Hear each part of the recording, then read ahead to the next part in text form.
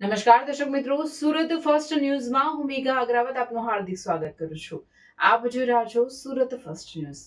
નજર કરીએ આજના મુખ્ય સમાચાર પર। સુરત જિલ્લા પંચાયત કચેરી ખાતે આશા વર્કર બહેનોનો વિરોધ। છેલ્લા 4 મહિનાથી પગાર નહીં મળતા બહેનોની હાલાકી પડી રહી છે। અગાઉ અનેક રજૂઆત બાદ પણ નિરાકરણ ન આવતા જે વિરોધ જોવા મળ્યો। તાત્કાલિક બહેનોનો પગાર ચૂકતી કરવામાં આવે તેવી માંગ। પગાર વધારો કરવામાં આવે અને ફિક્સ કરવામાં આવે તેવી ઉગ્ર માંગ બહેનોએ કરી। આશા વર્કર બહેનોએ સરકાર સામે રોષ ઠાલવ્યો। મહિલાઓ સશક્તિકરણની વાતો કરતી સરકાર સામે આશા વર્કર બહેનોનો મોરચો। જ્યારે સગા પરિવારજનો પણ કોરોનાગ્રસ્ત વ્યક્તિની નજીક નતા જતા ને ત્યારે પીપીઈ કિટના અભાવ વચ્ચે પણ આશા વર્કર બહેનો ગઈ છે અને ગુજરાતને કોરોના મુક્ત કરવામાં, કોરોનામાંથી બચાવવામાં જાનની બાજી લગાવી દીધી છે। આ યોદ્ધાઓ આજે પાયાનું કામ કરી રહી છે। સરકારી તમામ આરોગ્યની યોજનાઓ ઘરે ઘરે લાગુ કરી રહી છે। ગર્ભવતી મહિલાઓનો ખ્યાલ કરી રહી છે। ટીબી વાળા લોકોનો ખ્યાલ કરી રહી છે। એક એક સર્વે કરી રહી છે।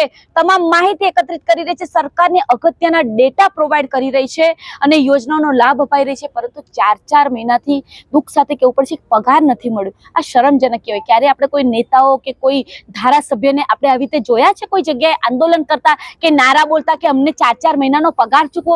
એમના પગાર તમારા ટાઈમસર થઈ જાય, ફટોફટ થઈ જાય। તમારે કોઈમાં પગાર વધારો ચૂકવવાનો હોય ત્યાં તો ભાજપ અને કોંગ્રેસ પણ ભેગા થઈ જાય છે અને એક જ સાથે પાટલે થપથપાવે છે કે હા ભાઈ હવે પગાર મોંઘવારી વધી ગઈ છે, અમારે વધારે થવો જોઈએ।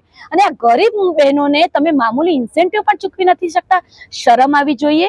પોસ્ટર, બેનર અને ભાષણમાં ખાલી મહિલા સશક્તિકરણના દાવા કરીએ ને એ યોગ્ય ના કહેવાય। ખરેખર તમારે સાબિત કરવું હોય કે તમે મહિલા સશક્તિકરણ કરી રહ્યા છો તો આ ગરીબ મહિલાઓને ઇન્સેન્ટિવ બંધ કરીને લઘુત્તમ વેતન આપો, સમયસર પગાર ચૂકવો, આર્થિક રીતે એને સશક્ત અને મજબૂત બનાવશો ને।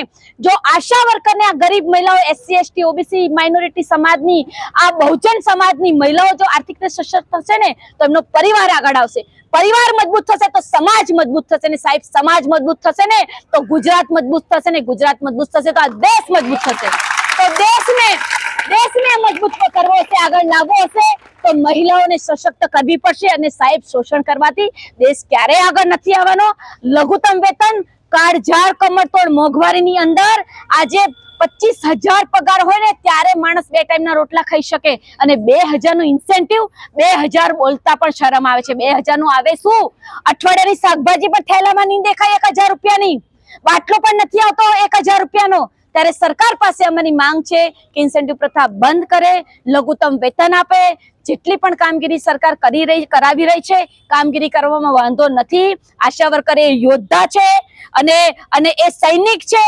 તમામ સરકારનું કામ કરશે જાનની બાજી લગાવીને, પણ બદલામાં એનું શોષણ ન કરવામાં આવે ને યોગ્ય વળતર મળે ને બંધારણનો અધિકાર ડોક્ટર બાબા સાહેબે મહિલાઓને આપ્યો છે, સમાન કામ સમાન વેતન અને લઘુત્તમ વેતન ચૂકવવામાં આવે એ જ અમારી મુખ્ય માંગ છે। અને જ્યાં સુધી ડોક્ટર બાબા સાહેબે આપેલો જે અધિકાર છે, અધિકાર ઉપર જે તરાપ મારવામાં આવી રહી છે એ અમે સાખી નથી લેવાના અને આગળ બંધારણીય અધિકારોની લડત અમે મહિલા શક્તિ ગાંધીનગર અને દિલ્હી ખાતે લડીશું।